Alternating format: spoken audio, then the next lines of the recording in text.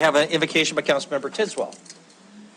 I pledge allegiance to the flag of the United States of America and to the republic for which it stands, one nation, under God, indivisible, with liberty and justice for all. Lord, we ask your blessings for the people in our community and in the places we all live, work, and play. Help us not ask first, how do we fix this, but what do we need to learn?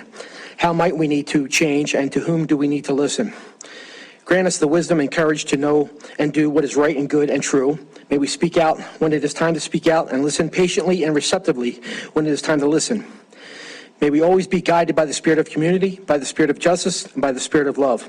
This we pray in the name of all that is sacred. Amen. Amen. Thank you. Denise, would you please call the roll? Yes, Mayor. Should. Councilmember Shaw. Front lawn there at the house. Ulick. Neese. Fire and brimstone. Councilmember Denise is excused. Okay, traveling. Owen. Here. Joy. Present. Shariki. I am here. Tidswell. Here. Purinton. Here. Boyette. Here. Repsis. Here. Mayor Cole. Here. Council, our first order of business is our minutes of September 25th. Are there any changes or a motion relating to the September 25th minutes? Councilmember Joy.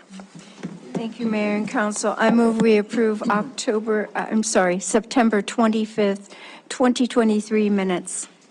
Thank you very much. Second by Councilmember Gulick. Any discussion? If not, if in favor of the motion for approval, please say aye. Aye. If opposed, nay. Motion passes unanimously. Council courtesies. Do we have any council courtesies this evening? I will only notice that our weather has changed, and we know that by the length of hair on our city administrator's chin. He's getting ready for winter. Other council courtesies. Hopefully more important than that one. I don't see any. Okay. We do have a proclamation this evening, and it's in recognition of the Non-Melanoma Skin Cancer Awareness Week. And the proclamation reads as follows. Whereas nearly 2,000 people in Yellowstone County are estimated to be diagnosed with non-melanoma skin cancer, basal cell carcinoma, and squamous cell carcinoma in 2023. And whereas non-melanoma skin cancer is the most common type of cancer in the United States. And whereas non-melanoma skin cancer risk factors include sun exposure, use of tanning equipment, prior skin cancer family history, age, and others. And whereas FDA-cleared treatment options for non-melanoma skin cancer includes Mohs surgery, chemotherapy, cryotherapy, image-guided superficial radiation therapy, and others. And whereas individuals with non-melanoma skin cancer should be informed by their physicians and healthcare providers about all available treatment options. Now, therefore, I, William Cole, Mayor of the City of Billings, Montana, do hereby declare October 23 to October 29, 2023 to be Non-Melanoma Skin Cancer Awareness Week in Billings, and encourage all citizens to educate themselves on risk factors, preventative strategies, and available treatment options. I'll also just note that we are in Breast Cancer Awareness Month, and as many of us know, 1 in 8 women will be diagnosed with breast cancer during the course of their lifetime, and we remember Breast Cancer Awareness Month today. Council reports from other committees or organizations that we serve on behalf of the council. Are there any council reports? Seeing none. City administrator reports. Chris. 2 reminders. One is that we will not be here next Monday night. It's a bye week, 5th Monday of the month, so a couple times a year that happens. So no city council regular meeting or work session on October 30th. Also, late this afternoon, both council member Owen had shared her initiative, and then I had shared one about a half an hour later at 4:45. I have hard copies when we get to that point, but so it doesn't get lost. And I think there's some work going on right now to try to mold the two together. So I just wanted to flag that it was late this afternoon that I was able to get that out to you guys. So those are my only, my report. Thank you, Chris. And just to comment on that, I'm hoping that we can have one document when we get to that point in the meeting, even if it means taking a little break to make sure that that happens. That'll just simplify everybody's lives. Okay, public comment on non-public hearing agenda items. Tonight, that would be any of the items under number 1, our consent agenda, and then also item number 4, which is the city administrator's salary item, number 4. If anybody would like to comment on items 1 or 4, now is the time. There will be opportunity for public hearing on items 2 and 3 later, but item number 1 or 3, or I'm sorry, 1 and 4. Steve. Good evening, Mayor, council members. My name's Steve Warlick, 2511 First Avenue North, Billings, Montana. I'm here, as I was last week, talking about the Billings Tourism Business Improvement District's T-bids guarantee of $800,000 per year for up to 10 years, or $8 million that we have given or provided a guarantee in the MOU for the marketing, promotion, operations, administration of the multi-recreational center.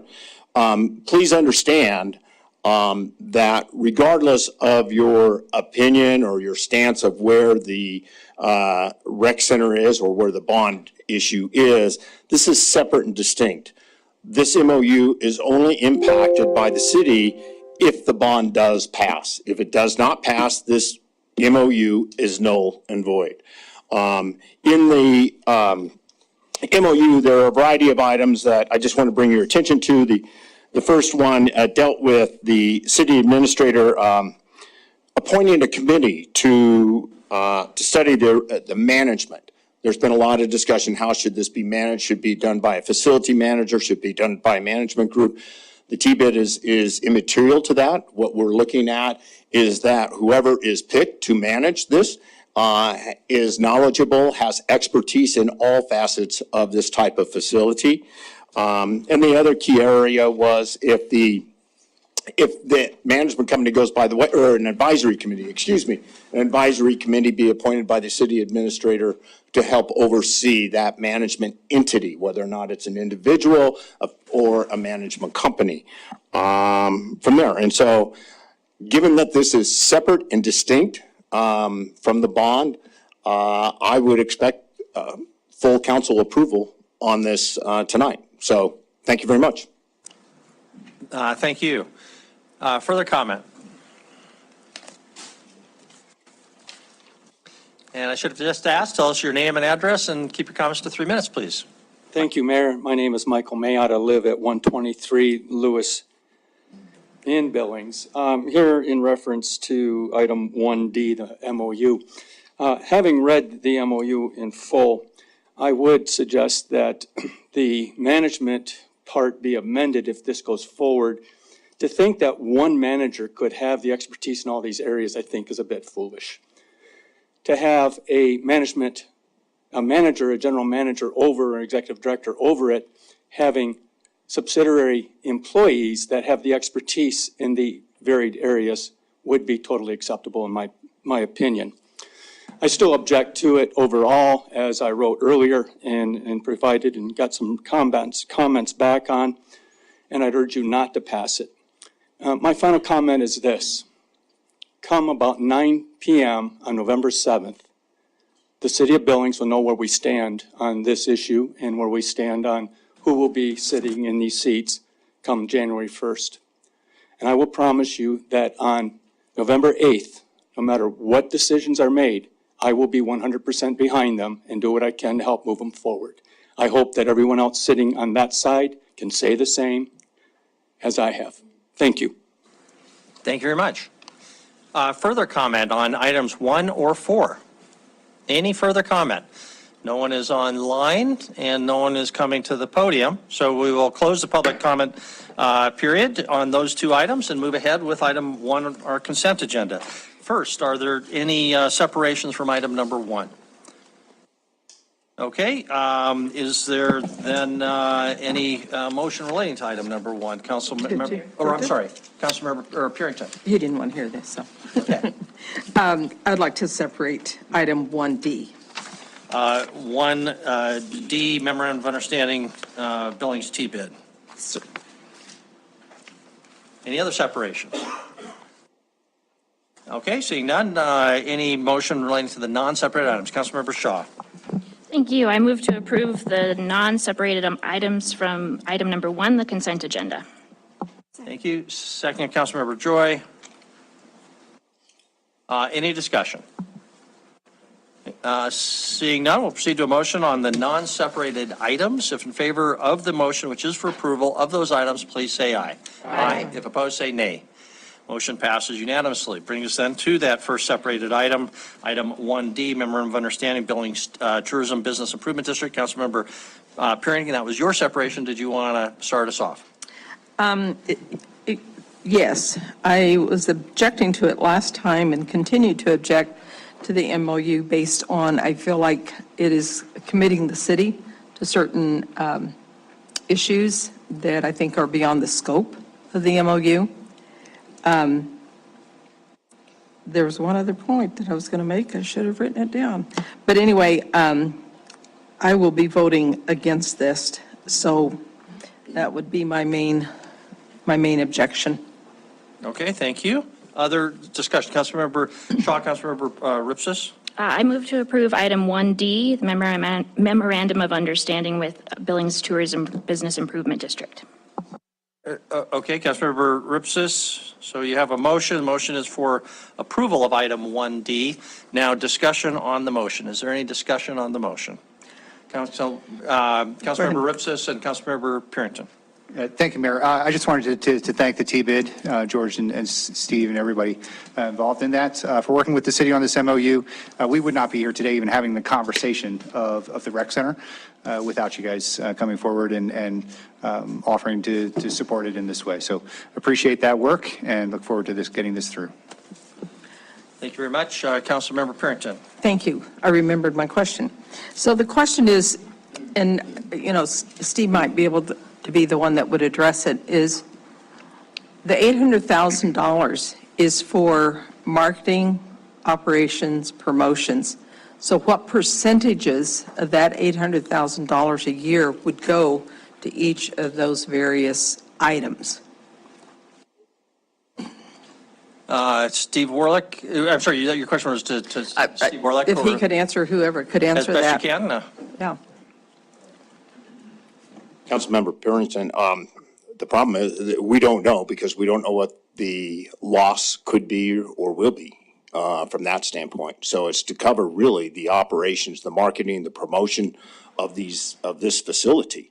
We haven't sat down and said, okay, hey, 20% is for marketing, 40% is for there.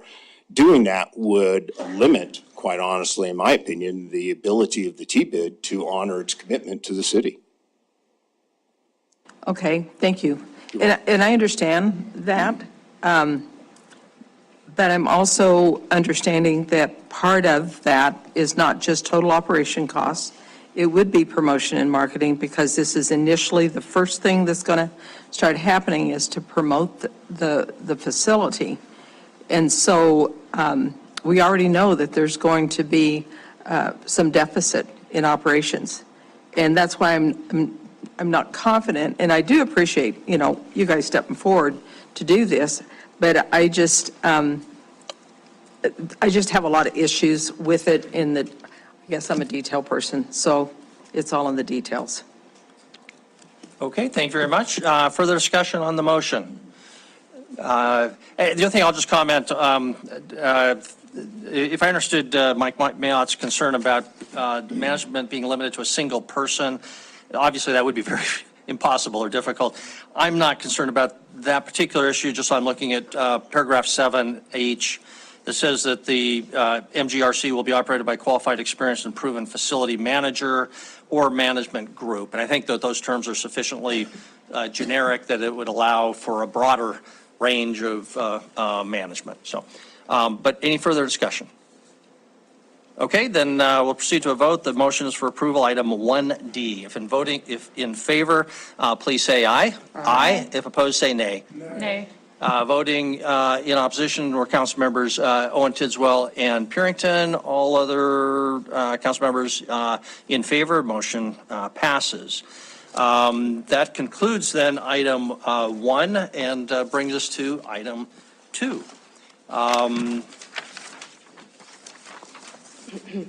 Our zoning coordinator, Nicole Cromwell, is working her way to the podium.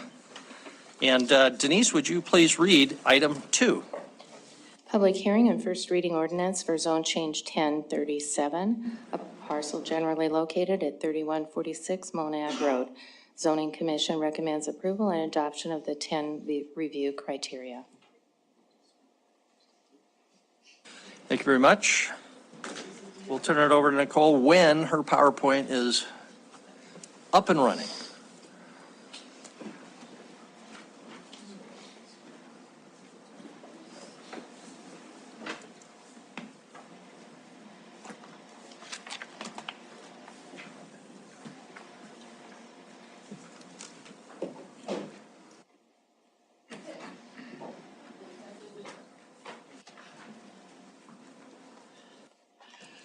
Good evening, Mayor and Council. This is a property located at the corner of Monad Road and South 32nd Street West. It's in the Lampman subdivision. Owners are Anthony Wilcox and Jamie Clark. The Zoning Commission held a public hearing on October 3rd. And is forwarding a recommendation of approval. Maybe this doesn't work. Oh. Well, Mr. Watterson left a little early then. In any case, they're recommending approval to you. Okay. Based on their findings, their major findings of the 10 review criteria, that it meets the growth policy in the West Billings plan, that the neighborhood office proposed zoning is compatible with the adjacent uses of residential, single family, and then there's a church on the north side of Monad Road. It is at a very busy intersection of 2 arterial streets. It has been zoned for single family use only since it was created, but has never been developed. And now the traffic at that intersection really does not lend itself towards a single-family residence. It doesn't allow retail uses in neighborhood office except incidental to a personal service such as a beauty salon or something like that. They could sell hair products. So they don't have after business, normal business hours, businesses running. So as I said, professional offices are allowed, residential uses either 1 to 4 unit structures, and those can be either just in a residential building or in a mixed-use building. I believe the plan for this property is in a mixed-use building. And any site development would require conformance with all zoning, engineering, building site development requirements. Here's the subject property. As you can see, there's neighborhood 3 zoning to the east and to the south. West across South 32nd Street are 2 planned developments, Parkland West and Harvest. They have a variety of housing in both of those planned developments, including single family, 2-family, and multifamily. And Harvest and Parkland both have commercial development within those planned development zones. To the east is Lampman Park, and that's zone Public 1. To the north is Public 2, which is the, I can't remember the exact name, but it's a Baptist church that's been there for quite a while. And then N2 zoning for duplexes on the north side of Monad Road. Here's an aerial of the property that shows the surrounding development. As I said, this is the last corner to be developed on this very busy road.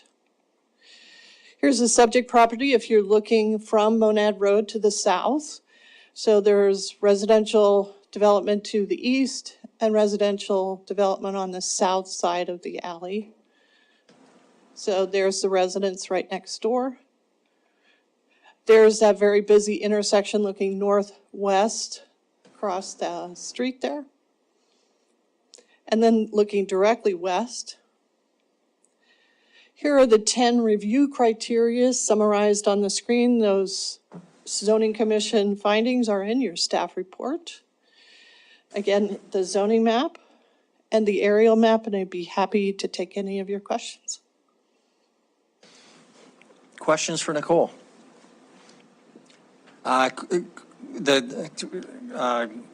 Nicole, the staff report and all the documents touch on this, but just for the public in particular, access is the issue on this property. Can you just remind us what that is going to look like, perhaps? The applicant indicated at the zoning commission hearing that they've already had a preliminary discussion with the engineering division, and they are going to allow one drive approach off Monad Road, not South 32nd Street, and it will be as far to the east away from the intersection as possible. They may also allow access from the alley, but that would have to accompany some development of that alley. I believe it's currently just a gravel alley. So any other kinds of access other than single-family or two-family requires a little more development on that alley space. Development means paving, I assume. Yes, in general, yes. Okay. Councilmember Boyette. Thank you, Mayor. I've been by this property a million times, and it's just one of those, excuse my English, redheaded stepchildren that just needs to be developed. It's time. What do you do with it? It needs to be something office, commercial, residential, just because it's sitting there, the poor little thing. I feel sorry for it. Every time I drive by, the wife says, look at that. Seriously. Other questions are for Nicole? Okay, then we'll open it up for public hearing. This is a public hearing. Or I should have asked, Nicole, I see the developers are here. Did they have a presentation or comments that they want to make before we have public comment? I'm sure they do. Okay, why don't we come on up?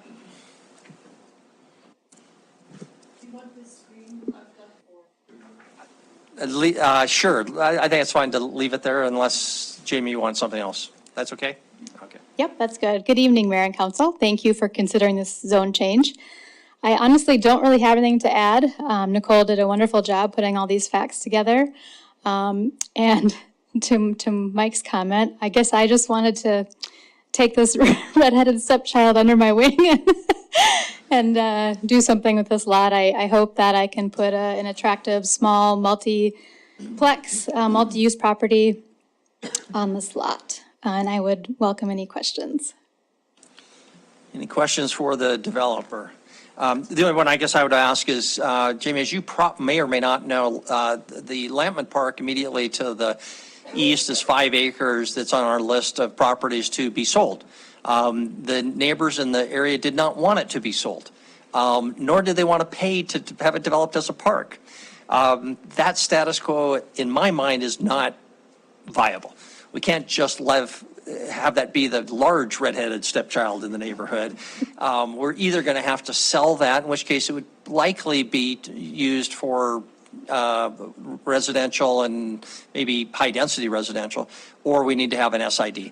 And the neighbors would need to pick up the cost of that. Just, you know that, right? So if there's an SID for park development, you're not going to come back and say you were surprised by that, are you? I won't. Okay. And I'd be happy to pay it. Okay, that's on record, I think, Yeah. somehow, somewhere. Okay, I don't see any other questions, so thank you very much. We'll open it up then for, this is a public hearing on item number 2. If anybody'd like to be heard on item number 2, the zone change 1037 at Monad and 32nd, please come to the podium. There is nobody indicating they'd like to be heard online. There is nobody coming to the podium, so we'll close the public hearing on item number 2. Back to council. Councilmember Boyette. Thank you, Mayor. Having conducted a public hearing, considered written and spoken public testimony, I move to approve the first reading ordinance of zone change 1037 and adopt the findings of the 10 review criteria as recommended by the zoning commission. Second by Councilmember Tidswell. Any discussion? Any discussion before we vote? Seeing nobody, we'll move to a vote. The motion is for approval. Item number 2, per the staff recommendation. If in favor of the motion, please say aye. Aye. If opposed, say nay. Motion passes unanimously. That concludes item number 2. Brings us to item number 3.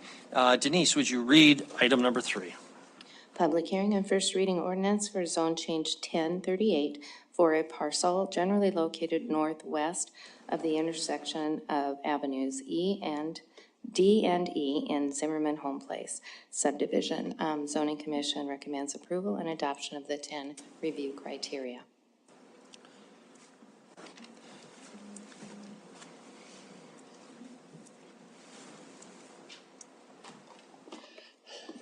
Good evening again. This property is a much larger piece of property, and it's located at the intersection or close to the intersection of avenues E and D. Normally, you don't hear that avenues E and D intersect, but in this case, because of the geography of the property and the way the street's laid out, they actually do intersect here. Let's go to the map. The proposed zoning would replace some of the zoning of NX1 on this parcel and leave some of it in place. All of the public 1 zoning, which is, okay, I don't know if this will work. The public 1 zoning is along Colton Boulevard, and that'll stay exactly in place. It will not change at all. The NX1 zoning on the west boundary will stay in place. That is not changing. The proposed change is to allow this NX1 piece to go to NX2, this kind of light tan, and then NX3. The Zoning Commission did conduct their public hearing on October 3rd and is forwarding a recommendation of approval to you based on their findings of the 10 review criteria. There is NX3 zoning to the south across Avenue D. There is NX3 zoning to the east across Avenue E. And NX2 and NX3 zoning are very compatible to each other. And so I think that's one of the reasons that the Zoning Commission is recommending approval to you. There's also neighborhood mixed use zoning to the south and east. There's no development plan for that property yet, but the parcel to the east is actively under development and construction. Parcel to the south will be under active construction soon. They're finishing up their master site plan approval with the city right now before they pull their first building permit and engineering permit to extend services into that property. Here's the existing zoning of the property. So you can see it's one big lot of NX1. So the proposal is to change that. The differences between NX1 and NX2 is that NX1 only allows 1 to 4 unit buildings for each 50 feet of either public or private street frontage. The NX2 zoning doesn't allow a single family.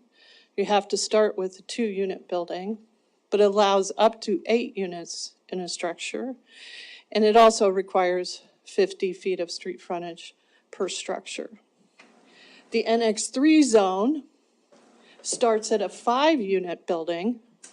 There is no maximum number of units in a building, and so that development in that zone is usually limited by how many parking spaces you can provide and how much lot area can you cover with that building. So there's no units per acre per se in any one of those zone districts. Here's a subject property. As you can see, that property to the east is under active development. Part of this property, which is also owned by the same developer, is being used for staging materials and keeping them secure while they're under construction to the east. So the Zoning Commission has found that the proposed zoning meets the growth policy in the West Billings Neighborhood Plan. The adjacent uses and zoning are compatible with the proposed zoning by maintaining that existing NX1 along the west property line and the Public 1 zoning for the Colton Boulevard frontage, and the proposed NX3 and NX2 across the street from similar zone districts. As I stated before, those zones of NX2 and NX3 are height and density limited by structure type and the length of public or private street frontage, as well as the provision of off-street parking and lot coverage for building footprints. The maximum height of a building in NX3 for a what they call a multi-unit building, which is stacked units, is 4 stories. We haven't seen too many 4-story proposals yet under the NX3, merely because the building code changes significantly between 3 and 4. So there will be buffer yards required on property lines where adjacent zone or use is different than the developed property.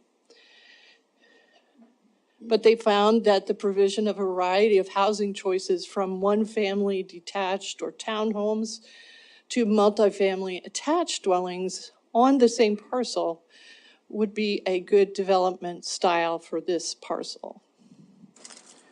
And because of the size of that development, they will be required to provide on-site open space for those new residents. Here's a subject property if you're standing at that unusual intersection of 2 avenues, D and E, and looking northwest. And then looking north on Avenue E, on the right side of the screen, you can see those apartment buildings under construction. And in the far distance, you can see the Colton Boulevard homes on the north side. Again, here are those apartment buildings under construction. Looking east across Avenue E, looking south and east on Avenue E towards Zimmerman Trail and Grand Avenue. This is more towards Grand Avenue, viewing south and west. And then west on Avenue D, which will connect with an existing neighborhood when Avenue D is connected between this parcel and the adjacent subdivision. This is if you're standing on Colton Boulevard looking west. The subject parcel is kind of shown in this green, okay, I'm going to go over here, rectangular green piece right here. Here are the zoning review criteria on the screen. The zoning commission's findings are in your report. Again, the zoning map, and I'd be happy to take any of your questions. Okay, questions for Nicole? Nicole, the 151-foot strip on NX1, significantly not 150-foot or 149-foot, but 151-foot. How would that get laid out with a street going up there? Could you have houses on both sides or just on one side, or what will that look like? I have only seen a concept plan once, and it was not left with me because it was still a work in progress. But the idea, I believe, is to have a street, private street network that goes through the whole parcel that follows some of these zone boundaries. And so this would be a double-loaded private street that they can make work with the NX1 zone district requirements. Okay, so that'd kind of go down the blue line, and then housing would be on the left side or the west side of that street in the 151-foot I'm going to strip. let the applicant answer that question. Okay, great. For more specifics. Other questions for Nicole? You mentioned that, I'm sorry, Councilmember Tidswell. I don't think I'm asking the same question here. Is Avenue D going to come southwest and connect over here on Timberline? Yes. Yes, that Avenue D currently dead ends right there, and then it will connect through. Anything else for Nicole? Nicole, you mentioned that the agent for the developer is here, so if, Scott, if you had anything you wanted to offer us, this is your chance. Never take a chance to pass up a microphone.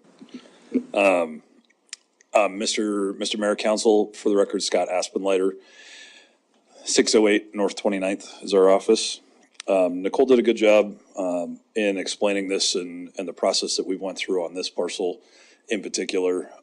This is very different than the parcel that we've been dealing with for the last year over on the Zimmerman side of this development. This is all residential. It was residential initially, will continue to be residential moving forward. I think there's just a few things to highlight that came up from the neighborhood meeting and comments from the neighbors and general concerns that we always see that I want to touch on. One, I think it's important to note that there were no changes or comments from the staff report to the zoning commission's findings, and there was no participation from the public at the zoning commission. We had a neighborhood meeting at Arrowhead Elementary where we've held every neighborhood meeting for this development. We had 6 couples show, so there were 12 people that were in attendance. That's some very pointed questions. Most of them were related to these comments. Everybody wants to know about traffic impacts. Again, like I've said with this development before, this is one of the very few developments that has come with zone changes, with a zone change application that's had a traffic impact study in place, accepted by the city Public Works Department. This was completed and accepted by Public Works in June of 2022. The developer has contributed his proportionate share of impacts to the city on intersection to the tune of almost $200,000, and that was all paid up front by this developer. So he has dealt with the intersection contribution issues and the traffic issues, and the city has accepted that money already. Generally speaking, the traffic study modeled this to get traffic out to the main corridors. I mean, traffic is like water. It wants to go to the path of least resistance. So the vast majority of traffic is going to come out Avenue E and come down Green Valley to Grand, out Avenue E to Zimmerman. The traffic study did note that a signal will be warranted at Avenue E and Zimmerman. That's where the largest portion of the contribution goes to and was allocated to. That'll be a huge improvement. As somebody that lives in this neighborhood on Collin Drive, that would be a huge help to those folks, both on the west side of Zimmerman and on the east side of Zimmerman. So that's a huge step forward as this development continues to grow and build out, as well as Town Pump to the south. It did identify that the city needs to look at putting designated right turn lanes in at the intersection of Grand and Zimmerman. That also, I believe, is in your CIP or was in your CIP at one point, going up and down that Zimmerman corridor to address traffic and expedite things at those intersections along Zimmerman from King all the way to Poly. So contribution was made for that. We have addressed as best we can the trip generation.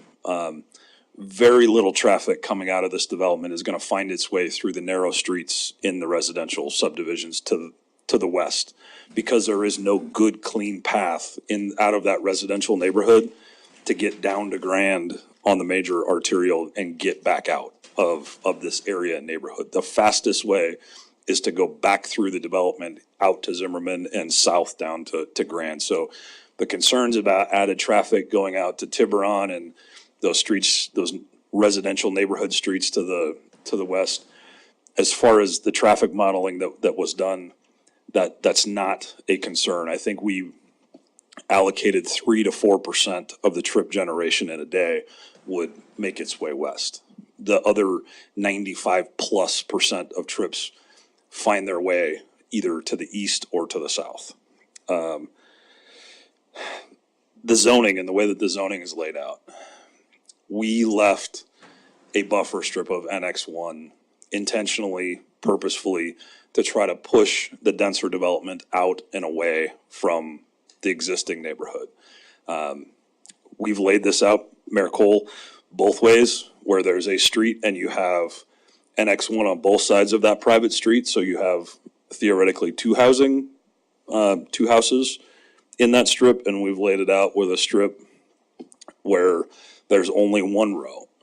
NX is difficult because of the rear loading requirements to get everything to fit and work. So I can't tell you whether it's going to be 2 rows of NX1 housing or 1 row of NX housing, but there will be significant buffer and distance away. This is intended to be a townhome style development with an apartment component tucked as far to the southeast as possible, away from any development. We put it up against the existing apartments that are going in intentionally.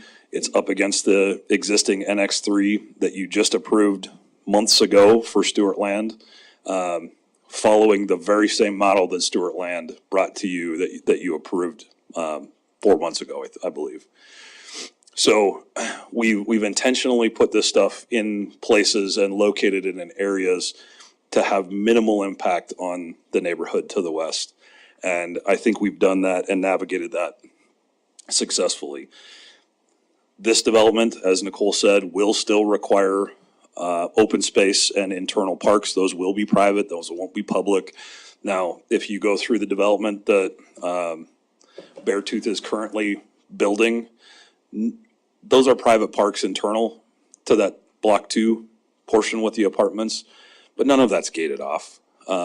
The neighbors on Colton even talked about walking their dogs and using the gravelled out paths and trails that they appreciated and enjoyed as a part of that project. These will be no different. The intent here by this developer is to create a network of walking and park and open space areas that the whole north half of this Zimmerman Home Place subdivision that was envisioned by them decades ago will have access to, both neighbor residents that live in it and neighbors that live outside of it.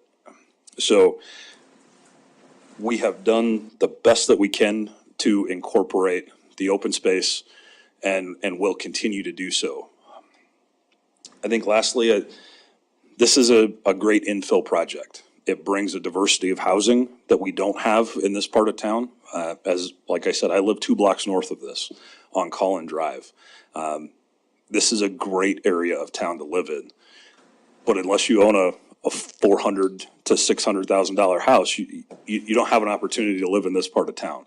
So this is a great project to give some diversity to the area and create some housing opportunities in this area that don't otherwise exist today. I'm happy to answer any questions more specifically about the development, but we've done a great job with staff. We appreciate staff's input and assistance in trying to navigate this, and look forward to a positive outcome with you tonight. Thank you very much. Questions for Scott? Councilmember Purinton, Councilmember Boyette? So, Scott, I appreciate the thoughtfulness going in here with the surrounding neighbors. I think one of the things that we had talked about earlier was Colton Boulevard. And even with the Avenue E, it seems like if you're on Zimmerman, the only way you're going to get across Zimmerman is if you're turning right. But now you're saying that you're going to put a stoplight at Avenue E, then what happens with Colton? Will that slow the traffic down enough that people can go right or left right there at that intersection? Mr. Mayor, Councilwoman Purinton, that's a great question. That's part of the details to be worked out when that signal goes in. As a part of installing that signal, just as standard when you put a new signal in an arterial like that, the timing then has to be queued up with the other lights at Grand and Zimmerman, at Rimrock and Zimmerman, at Poly and Zimmerman, and then even all the way down to Broadwater and Zimmerman, so that traffic is hitting those lights and timing those lights, and you don't have inordinate breaks and pauses that get traffic mixed up. So that will be a part of it. Just so I'm clear, we paid our money to the city to build that light when the city determines that it's ready to get built. So that'll come to you at some point as a council through Public Works as an improvements project when the trigger is hit. So, follow up, Mr. Mayor. Go ahead. So you're the traffic guy. So this is one thing that whenever you have the lights that are coordinated, where people can just barely get there and just keep going. But if you have, if they're broken up enough, it does slow traffic down. If they're coordinated where you're just going straight, it doesn't really slow traffic down. Is that true? Mr. Mayor, Councilwoman Parrington, now you're getting a little outside of my wheelhouses. We hire a traffic engineer to do that. There is some truth to what you're saying. Traffic engineers would tell you that the facilitating through flow of traffic is better for traffic flow than stops. Now, your outcomes and your desired outcomes are different. You're wanting to slow traffic on Zimmerman. Most traffic engineers want to facilitate efficient flow. Those two things have competing ideals. So Is that a collector? it's Zimmerman is an arterial. Okay, all right, I understand. Thank you. Thank you. Councilor Boyette? Thank you, Mayor. The Avenue E butts up right on the south is the cemetery. Have you talked with the cemetery people all about, do you put some trees or a berm or maybe a fence to separate your property from the cemetery, or is that something you'll work out in the future? Mr. Mayor, Councilman Boyette, let me repeat your question to make sure I understand it. So when this develops out, Avenue D will be connected to that intersection with Tiburon. So there'll be a separation of Avenue D between that Stewart land property to the south of Avenue D and our property to the north. We'll have to do the landscaping requirements that are always required along that boulevard on Avenue D. If you're asking what we'll do up the boundary of NX1 and the N2 and N3, that'll also be dictated by the zoning code and requirements where you have a difference. You have one zoning butting up against another. There's heavier landscaping requirements and buffering requirements for that. Okay, any other questions for Scott? Councilmember Rupsis? Thank you, Mayor. Scott, I'm all good with the plan as stated, but I had a different question about your, some of the statements here in the pre-application meeting. I just want to see if, I think I understand what you're saying, but I'm not sure. You're saying NX1 demand is not moving the land forward at this point. Current market interest is higher for multifamily development than for lower density NX1 residential development. Are you talking about the developer demand and their ability to develop that land? Or are you talking about, you think people actually want to live in 8, 16, 30 plexes as opposed to 2 to 4 plexes? Two different sides to the market there. I want to know which side you're talking about. Mayor Cole, Councilman Rupsis. So I'll give you my perspective as somebody that works in the development community. I think if you look out around our community, not just in this area, but around our community, the demand for multifamily housing is going up, and there's multiple things at play. Interest rates in the cost of construction for a single-family home have made that unattainable to the younger generation, and it's forcing them to stay in these types of developments longer than they have historically, that I had to when I was coming up. So as we bring people into our community, these are the places that they land, and these are the places that people are looking to land in nice parts of town where the development is at a higher level and they have access to services. This has sat as an NX1 for years now, and the cost associated with building out an NX1 product and bringing it to market is not, based on density level alone, is not as feasible economically for a developer as it is to add in a mix of NX1, NX2, and NX3, which allow for some sprinkled in higher density to make the costs of the infrastructure and all the supporting buildings make sense economically and make it feasible from a rent standpoint.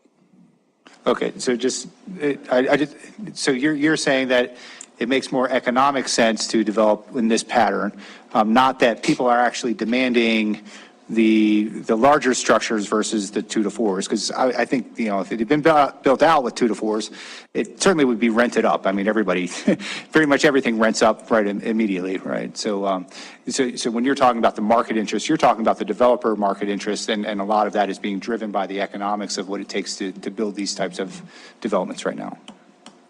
Mayor Cole, Councilman Rupsis, I think it's both ways. I think the economics of it from a development standpoint certainly point that direction. And I think this younger generation is not the same wanting a single family house with a yard to mow and take care of and shovel snow. They're looking to live in these types of community developments where all they have to do is park the car in the garage and go up the stairs and everybody else is taking care of everything for them. So I think it's both, is what I'm telling you. Okay, but we're talking about Annex 1 versus Annex 2 and 3. And so if you've got any data that shows that people would prefer those larger complexes than 2 to 4, townhome style, whatever, I'd love to see that. I appreciate it. Okay. Thanks. Okay, other questions for Scott? Okay, don't see any. Thank you very much. This is a public hearing, so we'll open it up for public comment on item number 3, zone change 1038. If you'd like to comment, please come to the podium and tell us your name and address, and just ask that you keep your comments to 3 minutes. Is there any public comment on item number 3, zone change 1038? No one is online. No one is coming forward to the podium, so we'll close the public hearing on item number 3. Back to council. Councilmember Purington. Having conducted a public hearing, considered written and spoken public testimony, I move to approve first reading ordinance for zone change 1038 and adopt the findings of the 10 review criteria as recommended by the zoning committee. Thank you very much. Councilor Rupsis with the second. Any discussion? Any discussion? Before we proceed to a vote. No one is raising their hand, so we'll move to a vote. The motion is for approval, item number 3. If in favor of the motion, please say aye. Aye. If opposed, say nay. Motion passes unanimously. That then brings us to item number 4. Item number 4, we don't have a report, a staff report or anything like that. We did meet, talk about Chris's evaluation in closed session. Concluded, we would love to see Chris with us, and so we need to talk about salary. We'll work on coming up with more detailed evaluation in weeks ahead, so he has something to chew on that's more substantive. But we do need to move ahead with the salary issue. So is there a motion or discussion, Councilmember Shaw? Yes, thank you. Per our discussion in closed session, I'd like to propose a 3% cost of living adjustment, which is in line with what all other city employees have received. So I think that makes sense. So I would move to approve the employment contract with Chris Kukulski, city administrator, as written with that one salary adjustment. Okay, motion is 3%. Councilmember Rupsis makes the second. Councilmember Shaw, you spoke to your motion, sort of. Did you want to go anything further? Well, I'll just add personally, I think we're lucky to have Chris and that he does a really great job. And I saw that in the director reports that I'm glad that we get to see now of getting responses from the directors. And again, people said he's an approachable boss. They like working with him. I think someone characterized him as the best boss they've ever had. So I like to see all of that. Obviously, that's anonymous, but for the public to know that we're seeing good results from the people that work directly under him, which I really appreciate. Thank you very much. Councilmember Rupsis, anything on your second? No. I'll just comment. I have some data that I got this afternoon on other city administrator salaries around the state, which I'll try to package up and send you out sometime this week. I don't think it would change this discussion except perhaps to push it higher than 3%. just because people are recognizing that these are difficult positions to fill. So I'm personally good with the 3%, but I will get to that data out. It's on other cities in Montana, but also some other around the Rocky Mountain West region. By no means exhaustive, but still helpful, I think. Councilmember Purinton? Thank you. I won't be voting for the 3% increase. And partially it's due because at one of our last park meetings that on the West End, and I discussed this a bit with Chris also, is that he brought up that slide that has the different taxes by county. And right now Yellowstone is sitting third as the lowest, third from the lowest. And Chris has stated that his goal would be more in line with somewhere between Lewis and Clark and Gallatin, which would increase the taxes per year. It could be up to $1,000. And I don't agree with that. I don't agree with trying to grow government. I know that, Chris has his reasonings why he wants to do that. I don't agree with that. And I just think at a time when people are struggling that I think we need to hold off on this particular increase. So thank you. Thank you very much. Any further discussion before we proceed to a vote? Don't see any further discussion, so the motion is for approval at a 3% adjustment of the base salary. If in favor of the motion, please say aye. Aye. If opposed, please say nay. Nay. Voting in opposition, council members Purinton and Owen and those two.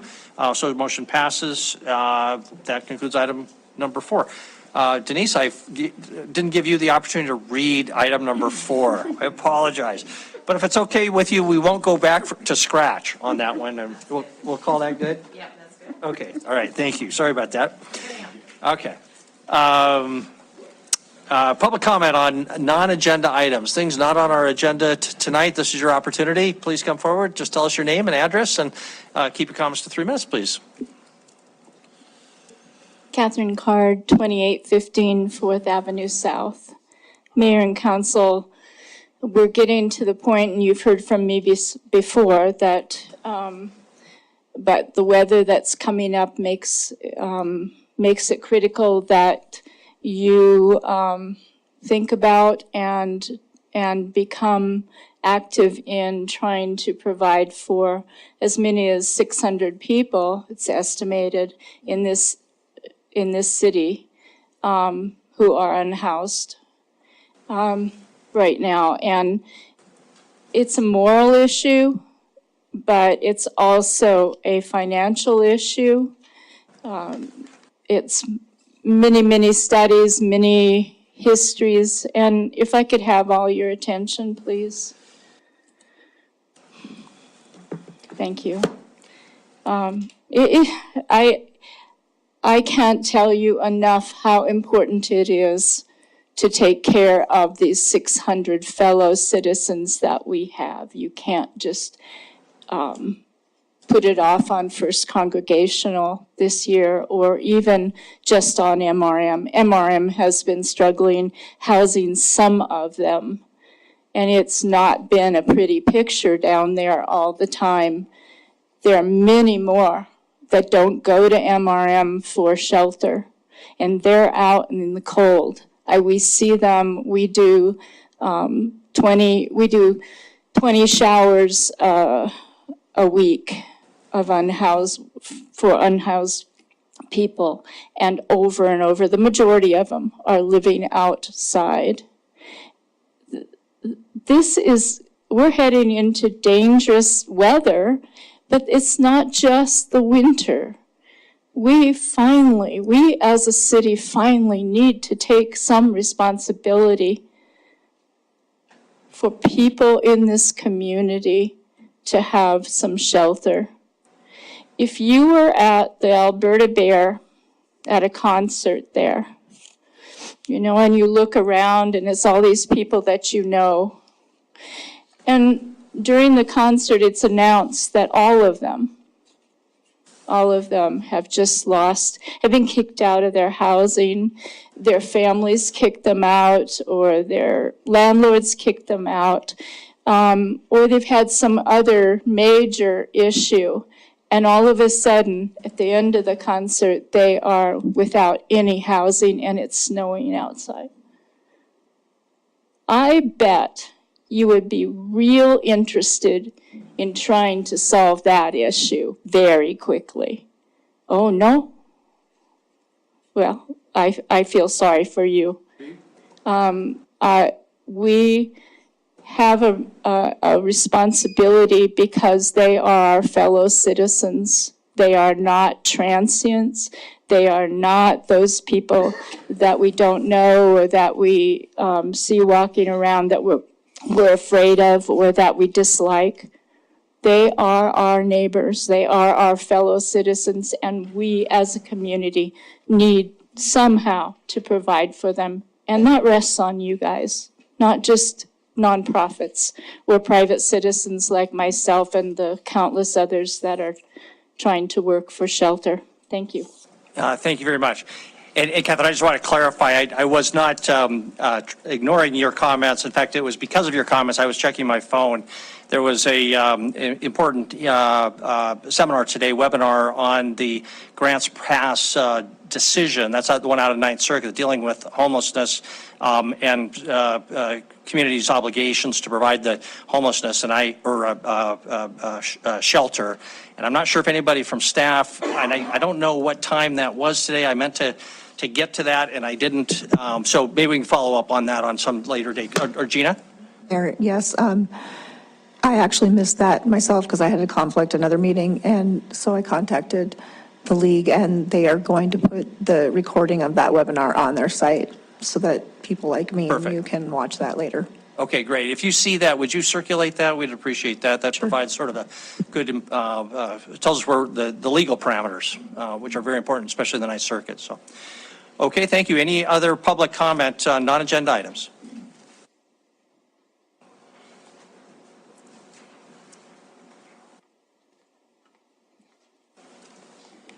Hi, I'm Dina Bishop. I want to follow up a little bit on what Catherine touched on. Hypothermia occurs after exposure to cold, wet, or windy conditions. Eventually, with continued exposure to cold temperatures, your body uses up stored energy. That's on mycleveland.org. Your body temperature begins to fall. Hypothermia is a medical emergency and needs immediate treatment. This occurs when your body temperature falls below 95 degrees Fahrenheit. The Health Sciences Academy.org. In Billings, Montana's largest city, there is an estimated 650 to 1,000 unhoused people at any given time, with half the number of beds, and that was in May 2023. That statistic I got off of weekend.com. With these statistics in mind, let's consider the logical outcomes or future predictions of the weather and how this city can incorporate this into a favorable outcome, averting potential losses of life and limbs as was experienced last year. I was told that by individuals who are working on a committee to come up with some emergency housing. According to the National Weather Service.gov, Tuesday, rain and snow likely between 9 and 3 p.m. on Friday, dropping to a low of around 11 degrees. It is my opinion this has become an emergent situation. The Billings, Montana Emergency Rescue Mission has reduced their hours and meal service, not allowing their sheltered individuals to enter until 9 p.m. This, coupled with no camping or parking in the city limits, leaves many without a shelter. This is essential to protect themselves from the elements with tents or makeshift shelters. This is simply unacceptable. Some other alternative solutions are in the planning phases, but will not be in place this week. I have walked around the city collecting signatures for the petition against no camping or overnight parking in the city limits. I've obtained 102 signatures from members of this community. Please don't let these people die of hypothermia on your streets this winter. What would Jesus do? I don't have to guess at that, for he wrote in Mark 12:29 through 31, Jesus answered, "The most important is, hear, O Israel, the Lord our God, the Lord is one, and you shall love the Lord your God with all your heart, all your mind and soul, and all your strength. The second is this, you shall love your neighbor as yourself." Would any of you want to sleep without a tent or some sort of shelter at 11 degrees on Friday? And if so, then I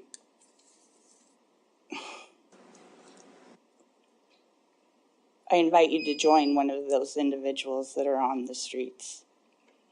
In my 9-year-old daughter Ella's words to the judge last week, I know everybody has a heart. Do the right thing. Thank you for your time. Thank Any you. questions? Let's see. Thank you very much, Joe. Other public comment on things not on our agenda this evening?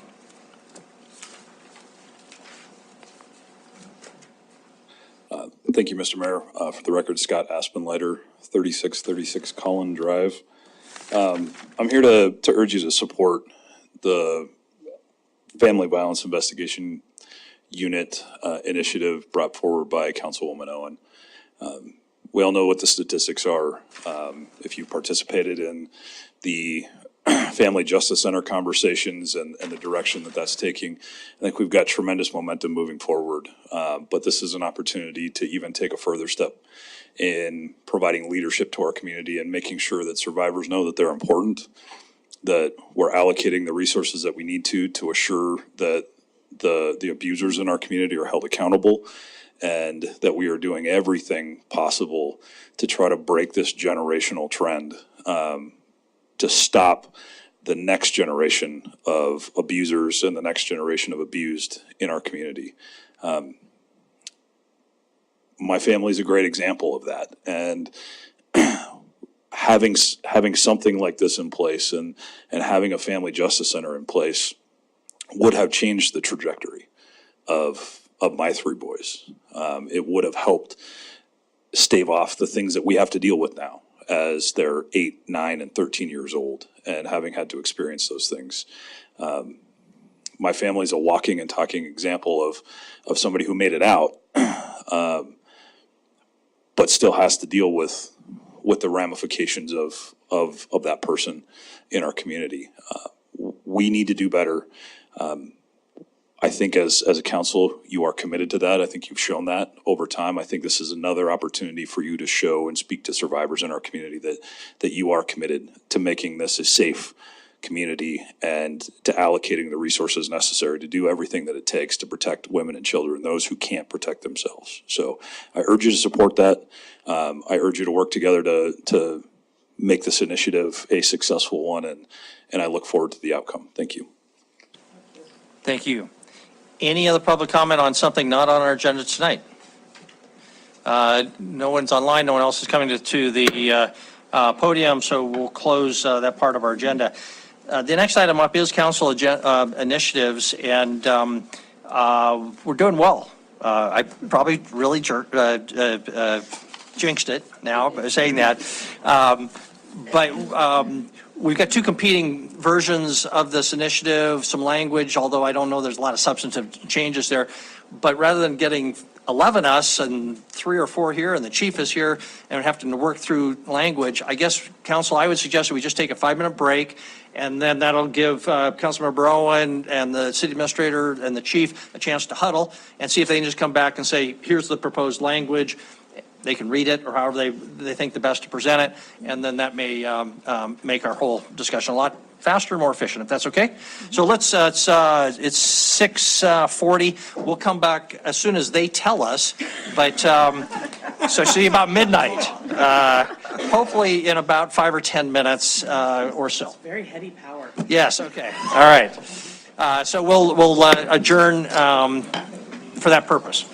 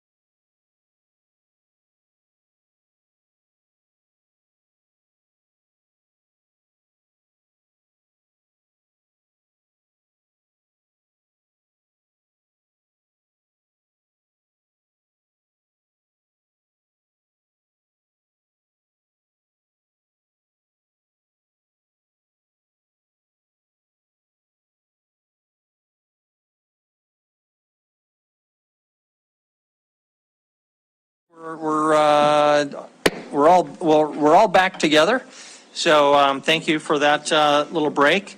That gave our city administrator, Councilmember Rowan, others a chance to put their heads together.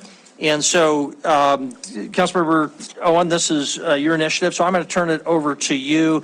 I would recommend that because we haven't had a chance necessarily to read everything, I've asked Councilmember Owen to actually just read through what is being proposed so that you don't have to feel like you've got to be reading at the same time. Sure. And with that, Councilmember Owen. Thank you, Mayor.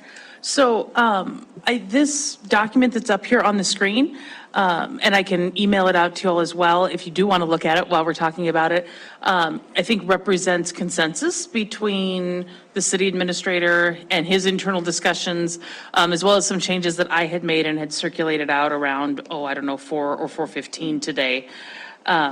So I can go through these a piece at a time and then try to explain where the changes were made so that this all makes sense to everyone. And I don't think there were a couple of changes that were meaningful. Most of them were wordsmithing, and those have been incorporated here from the staff version. So this initiative requests that the city administrator work with his staff and leadership to investigate how it can address family violence more effectively and develop recommendations for council on options to create a dedicated family violence investigative unit in the Billings Police Department. So the goal here is not to A, establish a unit, or B, to ask whether or not we should do it, but simply to ask the question of if we did it, what would it look like? And then I think we can, at a future work session, based on that information, make a decision as to whether or not we will do it or whether or not BPD will do it of their own accord.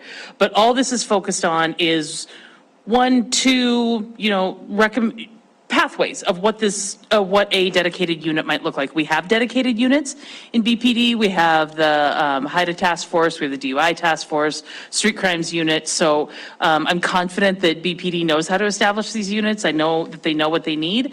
And I think this is just asking them to give us some ideas of what it would look like, and then we can debate and discuss further. So, council requests that staff evaluate at least the following factors in developing recommendations. First, the composition of the unit, whether it would include patrol detectives, leadership, CSOs, non-sworn officers, technicians, administrative support. This initiative would ask that at least one of the recommendations include an option that has a dedicated command structure so that there is a dedicated sergeant, that there is clear prioritization of this unit within the overall hierarchy of the Billings Police Department. The initiative then states the minimum scope of the unit would be domestic violence, and some of those crimes are enumerated here. Crimes against children, again, some of those crimes are enumerated, and sexual assault. And then upon staff recommendation, other offenses may be added as well. So what we have right now in BPD are 2 domestic violence investigators. This initiative would recommend a broader scope family justice, family violence unit that incorporated some of the additional crimes that we know are prevalent in the community. The establishment of this unit is not intended to interfere with existing task forces and special units unless otherwise recommended by staff. However, this unit may liaison with them. So for example, I believe street crimes, to the extent that it's dealt with internally, I think street crimes handles trafficking. Most of it gets, I'm told, referred out. So this isn't designed to take over anything that anybody's doing, but maybe they work together. That's going to be obviously a command decision, not a council decision. And then notes, obviously, that other scopes of work could be added as appropriate. A previous version of this had suggested trafficking and elder abuse as well. It appears, from what I understand, that those are really well handled and probably don't make sense here. So that bullet point, that third bullet point that was in the first version, has simply been stricken. And then the initiative asks that offenses against the family be evaluated thoroughly to make sure that this unit is sort of comprehensively focused on that family violence.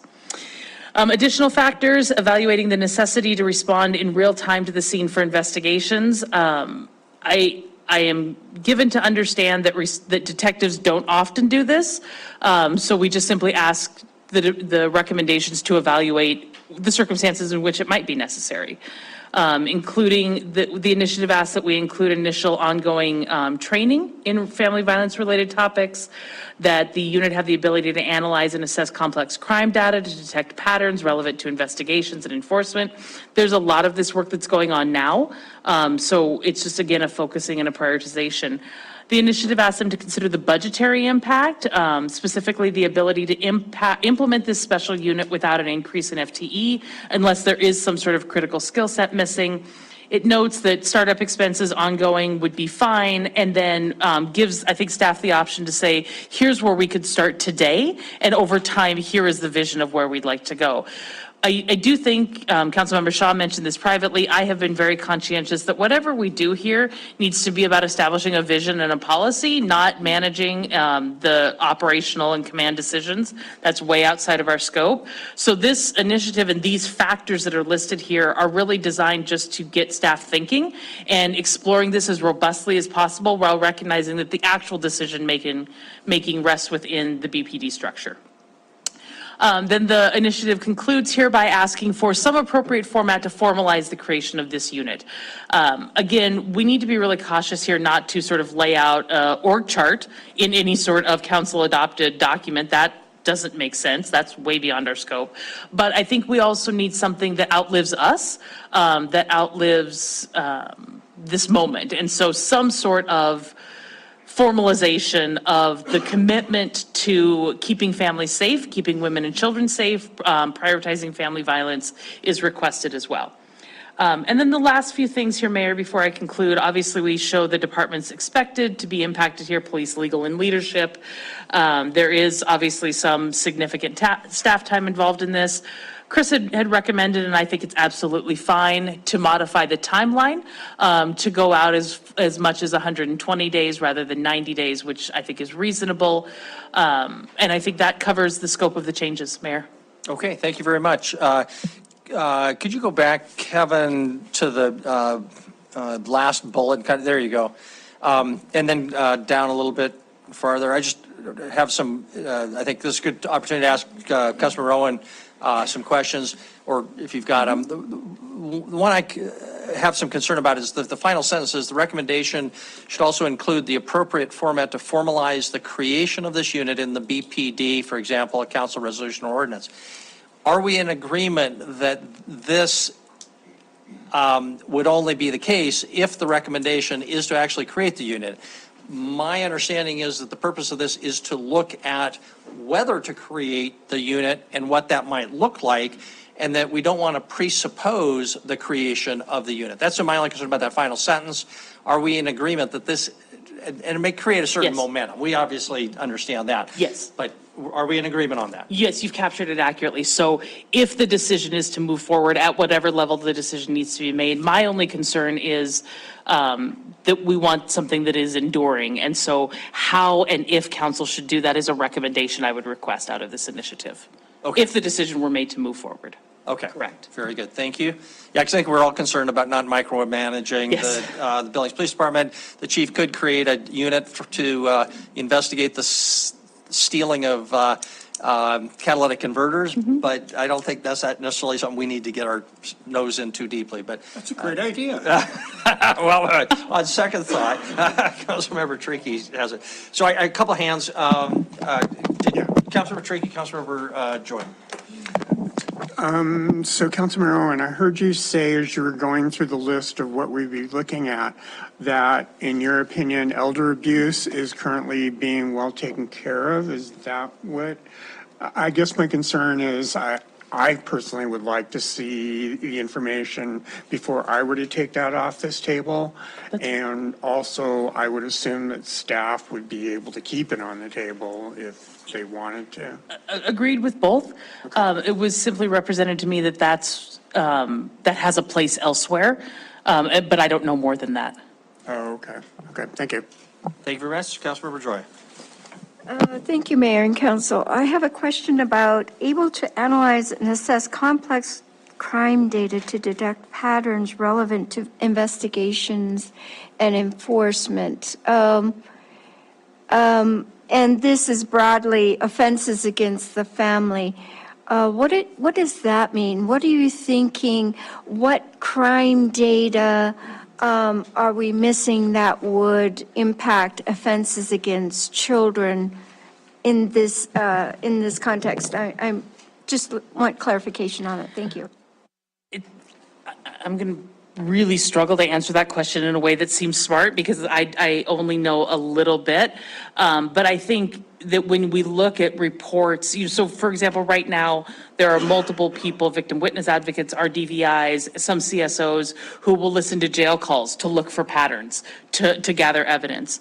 I think if in a similar way that we do with SEPTED, where we say we're going to look at some hotspots here and say that something's going on, I think you can look at crime data over time and say, gosh, we have domestic disturbance after disturbance, and we had 3 animal cruelty calls, and there's something is going on here that maybe bears further investigation. So I think sometimes when we're looking at just individual calls into 911 and not looking for patterns, we might miss things. But that's as far into policing as I could go without sounding like I, am way overstepping here. And if the chief wants to answer that instead, he might do better than I. Okay. All right, thank you. Councilmember Ripsis? Thank you, Mayor. And I think this is probably more a question for Chris. I'm on board with asking you to look into this, right? It makes sense. It's a big issue in our community, and I appreciate Councilmember Owen bringing it forward. What I'm struggling to understand, though, is if this comes back with, it sounds like we're going to want a resolution or an ordinance to create this unit. I struggle with that. Is that even our role as council? Is that, even something under our charter that we can instruct staff to form this particular organizational unit? How does that fit with how you see it? So Councilmember Rupes, Mayor and Council, and Jennifer and I just talked about precisely this, and it's why we had deleted the language in our draft. Well, actually, we hadn't. So we did from an earlier conversation, but answering your question, no, we should not have a resolution or ordinance that defines a specific unit of delivering a public safety service. What I think would be in concert with the charter and with the idea is that we have 5 adopted strategic goals. Those strategic goals absolutely can, and just our leadership staff has been working on. We think the next evolution with the council, and frankly, is to put defined objectives, measurable outcomes to those strategic goals. And so this area of family violence, domestic violence, family justice center would be a logical thing that an elected body would adopt a strategic plan or some format thereof and say, these are our priorities and these are the particular initiatives we've agreed as a policy body need to be carried through by the administration. So that's how I would see the interface. Yes, I do not envision bringing back a resolution or an ordinance that creates this unit, and then if some chief or city administrator that changes in 12 years or 6 months or whatever, that, oh, we got to come back to the council now to restructure because we got something in an ordinance that defines the delivery system for a public safety service. Follow up, so if I could ask Councilmember Owen, how does that jive with that last sentence that we see up there that says recommendation should also include an appropriate format to formalize the creation of this unit in the BTPD? For example, a council resolution or ordinance. Are we out of sync here? Or? I don't think we are out of sync. I think Chris and I have an understanding, and I hope we all have an understanding tonight, that it would be way beyond council's authority to pass any kind of document that laid out, 6 detectives, 3 patrol. That's way, way beyond what we would do. However, we do need to be cognizant that there are at multiple levels in the city sort of infrastructure pending leadership changes. And so what I've asked Chris to do is talk with his staff as to how we could do something that endures. Now, forever, no, because things change over time. But something that carries us through for a period of time that sets a tone and sets a policy statement that we consider 50% of the assaults in this community to be family violence related unacceptable, and we will do better. So what that looks like, what we'd specifically do, whether it's a resolution saying, you know, family violence is a priority and we urge the staff to do whatever they can, I don't know. And that's why I've left that very vague. And so I don't think we're out of sync at all. Okay, thank you for that clarification. So we're not wedded to resolution or ordinance, but we are wedded in concept to something that endures. Yes. And that means something in writing. Councilmember Shaw? Oh, I'm sorry. Mayor and Council, the other thing I would add to that, and Councilor Renaud and I just chatted about that, is we did remove, the words permanent for exactly that reason, because there were some statements of permanency, and it wasn't the intent when Councilor Renaud and I talked about it, and we were concerned on the staff side, again, that if it were permanent, we're saying here before we know how we're going to deliver. Okay, thank you very much for that clarification. Councilmember Shaw, you had your hand up. Yes, I Councilmember just have Tidswell? one question about the budgetary impact, just to make sure I appreciate it says the ability to implement this special unit without an increase in FTEs. It's a great goal. But I just want to make sure that this leaves room for if they come back and say, look, we can do it, but it is going to require us hiring an additional lieutenant, sergeant, whatever, to begin, that we're not talking about phasing it in 2 or 3 years. That's what we need to get started. I want to hear from you, but make sure that that's still on the table, that if that's the recommendation that comes back, it doesn't negate kind of what's in this. I don't think it negates. What I am trying to avoid is a sort of responses, we can't do anything unless you give us a bunch of money that we don't have. I want to know what we can do within existing resources because we're investigating these crimes now. Or we're not defining a new set of crimes or even subset of crimes. So we are putting resources to this now. The first question should be, could we use those resources more efficiently? Could we train them better? Could we mobilize them differently? And then once we've answered that question, then we can fairly assess what additional resources might be needed.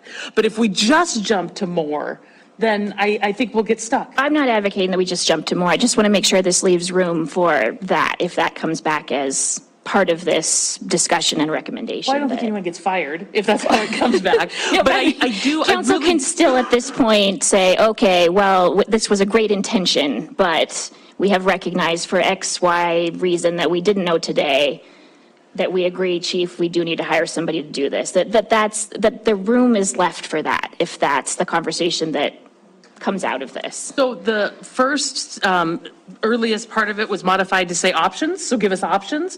So if that can be an option, but I really hope there's an option that says, here's how we could start with no new dollars. Okay, thank you very much. Councilmember Tidswell. Excuse me, Mayor, that's exactly where I was Okay. going. Fine, thank you. All right, thank you very much.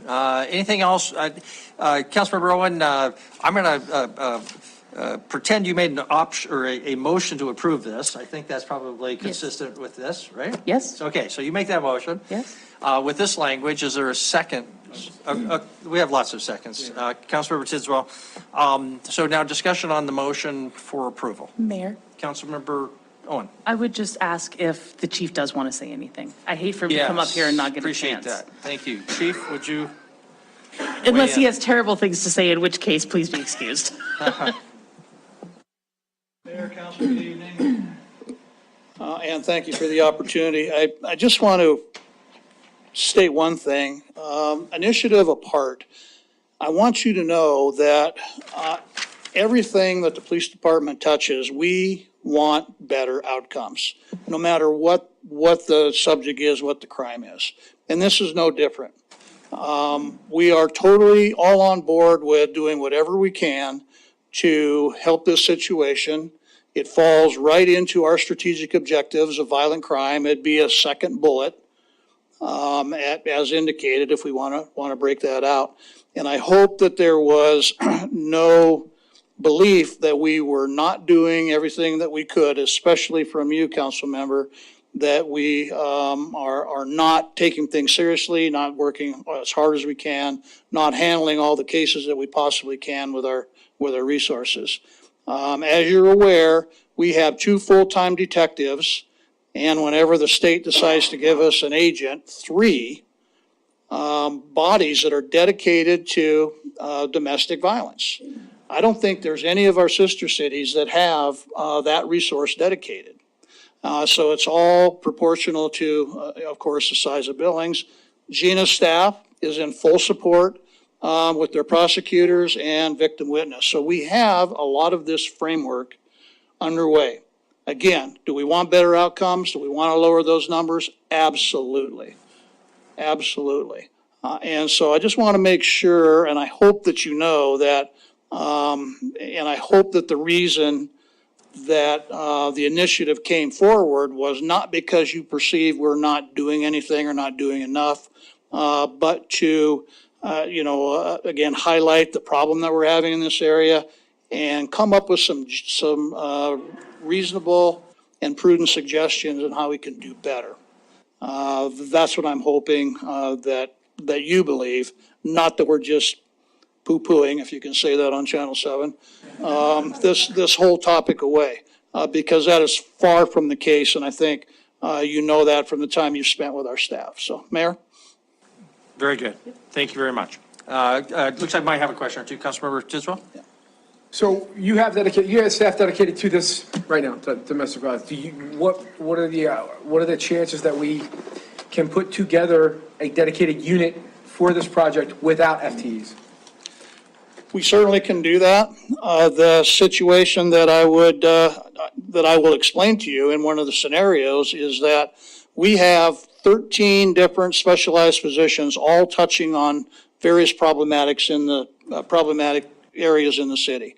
A lot of you have things that take place in your wards that you let me know about, and they're all different. We have people that are addressing those problems. Our specialized positions are the most effective. They are proactive. And so we have a finite number of officers. We have a ceiling with our budget, and we have a ceiling with our authorized strength. So that's all that we have.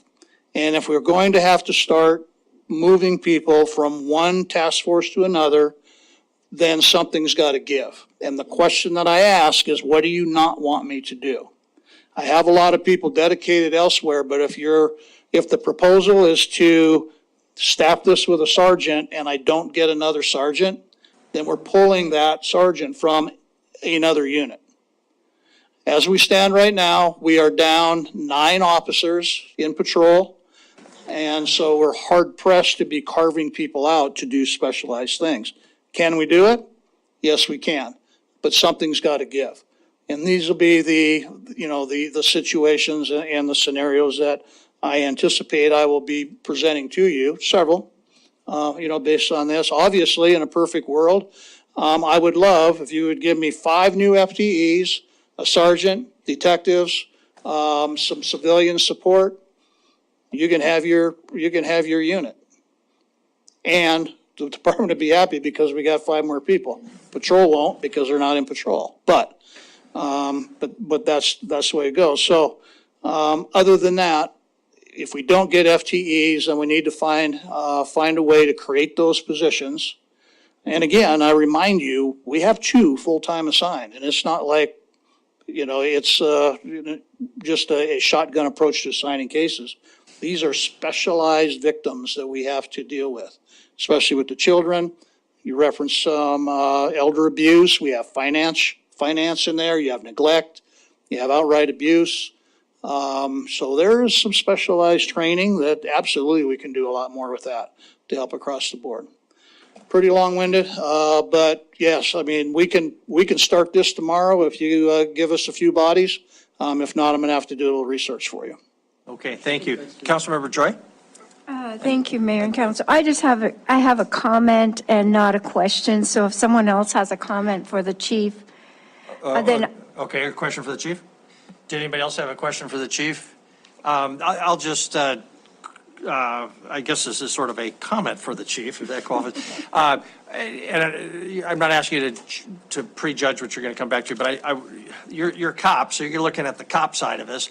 I hope that you'll also maybe alert us to non-police policing options. whether that might be on the prosecution side, that might be on the adjudication court side, it might be in the punishment side, whatever. You know a lot more about that than we do, and it may take you outside the scope of this, but don't let us have blinders on and only look on the policing side. No, Mayor, absolutely not. And I would credit Gina's office across the board for prosecution and victim witness support. Again, I think what you're seeing out of Billings, the police department, and Gina's office is a service that nobody else in the state rivals. It's unfortunate we have that much work to do. And so, of course, more assets would be able to do that. This discussion and a lot of the things that were referenced in one of the several versions of this initiative falls squarely in the wheelhouse of the Family Justice Center. Squarely. What this is talking about here is providing us investigative resources to go investigate the crime and then get it to a prosecutable case for Gina so they can win it. That's what this is talking about. All that back end stuff, the support, the continued, the housing, all that thing, that is well in the Family Justice Center wheelhouse. So yes, we will point that out. But right here, right now, what you're talking about is more resources to investigate and arrest offenders and hold them accountable. Thank you very much. So back to Councilmember Joy and Councilmember Purington. Thank you, Mayor and Council. I fully support this. This is an opportunity for council to do what we said we were going to do maybe 2 years ago, 4 years ago, I get lost where, when we went to the public for public safety mill levy increases. What we talked about was us being able to hold ourselves accountable for the resources that we ask for from the public and show that we are achieving those outcomes. And that's what we said we were going to do, and I think we've been working towards that. Over time, we have worked pretty hard at that, but I think this is something where we can actually show the public that we can achieve outcomes from those funds that we have asked them to put towards an investment in public safety. So I absolutely agree with this and support this. I think asking or us deciding whether or not an FTE should be added or more than one FTE is really an operational question. How resources get deployed, that's an operational question in my mind. We are not the holders of the resources in that very particular and detailed manner. We are the holder of the big resource of having that responsibility and duty and diligence to make sure that the funds that are invested in our public safety achieve outcomes that we have promised the public. Thank you. Okay, thank you very much. Councilmember Purington, and just a reminder, we have a motion on the table, which is Councilmember Owens, and did I get a second on Yes. that from Councilmember Tisdale? Okay, so Councilmember Purington? Thank you. So, Gina, this is for you, because I don't know how to follow this chain, but, so how is it in your office? I suppose that if you get a case, then you have to decide whether or not to prosecute it, and then where does it go from there? So our office is following the public safety mill levy election, wherein that was approved and council has allocated more resources to the city attorney's office. We have been able to, given the priorities and the goals that council has adopted, we haven't been able to hire all of the positions that we could, given the mill levy funding, but we have prioritized the new hires so that right now our office has 6 dedicated people to domestic violence. We have a 6-person domestic violence unit. We have 3 prosecutors and we have 3 victim witness specialists. So our office is already moving significantly in the right direction. Our numbers are very different than they were last year. We, like you said, we get cases from the police department, excuse me, we get cases from the police department that need to be reviewed, charging decisions need to be made. The prosecutors review them and make those determinations, and if there is sufficient evidence to proceed, then they're charged and they're prosecuted. But our prosecutors do have to make those difficult decisions and decide based on the evidence if they're going to charge a case, if that's the question that you're asking. Not every single case gets charged. I mean, sometimes there are false allegations, sometimes there's just not sufficient evidence, sometimes there are credibility issues. That's the prosecutor's job. Yes, yes. Well, I guess I should clarify, there are many charging decisions made by law enforcement out in the field. They have their own discretion, whether they're going to charge something or not. When they are unclear or when they are unsure, those are the cases that get sent to the prosecutors for an additional review to make that decision, when law enforcement doesn't make that decision right out in the field, on the scene, if that makes sense. So Detective Nash has said that many times they go over into district court, that what's brought to you as a misdemeanor charge will, I guess, with investigation goes into district court. What do you think that ratio is usually? I couldn't say what that number is, but I do know our prosecutors often look into cases more. Our prosecutors do additional legwork, and which frequently does result in our office referring to the county for a felony. And frankly, I think that goes way above and beyond what their duty is. Sometimes law enforcement misses that or looks at a criminal history incorrectly, and with some additional digging, listening to the jail calls, they're able to formulate a better case and refer it for a felony to the county attorney's office. Okay, thank you. Any other comment before we proceed to a vote? Councilmember Braun. Just one last comment. I had meant 3 or 4 different times to put this in my draft, and I didn't, so I'll just say it on the record. I would hope that when you're working on these recommendations, you would engage some external stakeholders as well, just to get their feedback, the YWCA, those people who are working frontline with survivors, to get their perspective as well. So I meant to include that and neglected to do so. Okay, thank you very much. Okay, we'll proceed to a vote. The motion is for approval of the written version of the initiative that you saw on the screen. If in favor, please say aye. Aye. If opposed, please say nay. Motion passes unanimously. That concludes our council initiatives for this evening.